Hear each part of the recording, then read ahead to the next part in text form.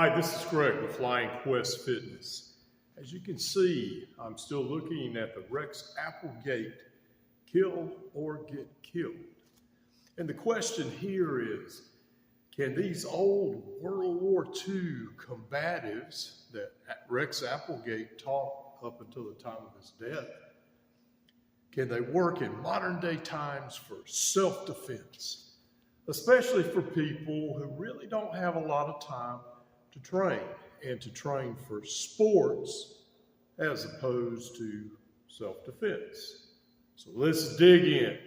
Now before we start, we're going to talk about using the edge of the hand for self-defense. Before we start, let me tell another story that was told to me by an older friend of mine whose dad had been a paratrooper in World War II.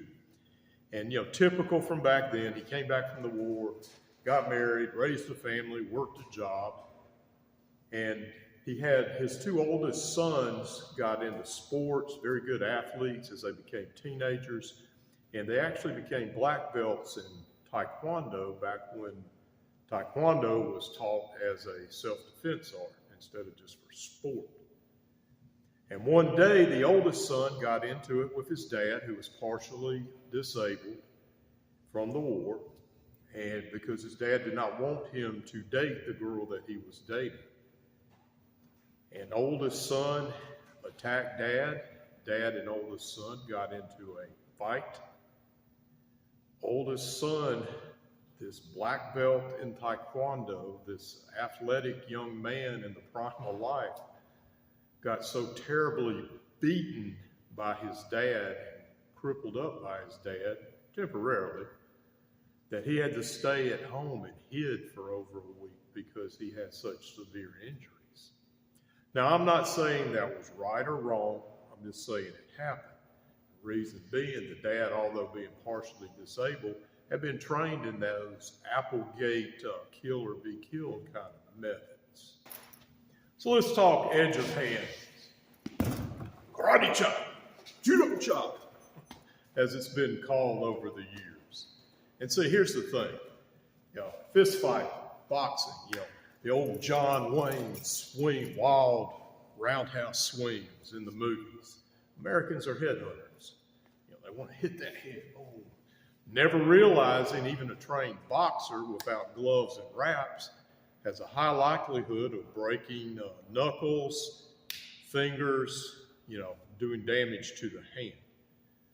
So this makes sense. Now, Applegate, Fairbairn, Sykes, they taught like this. But, I tend to rely on my training from years gone by in Top Keto and Kaji Kimbo to do more of the, pull that thumb back so that you have this part of the hand as a striking surface.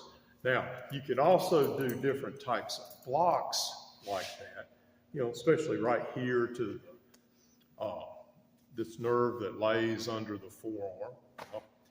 But what you want to do is you're going to come across, and this is how Sykes taught. He taught almost like Count Dracula.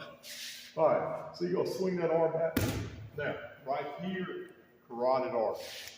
It doesn't take very much to take somebody down with that. You also have the jaw, okay, and the temple. All right. Now, other areas, ribs. All right, up under the nose. All right. Now, in a very dangerous situation where you're dealing with a very deadly attack, okay, windpipe.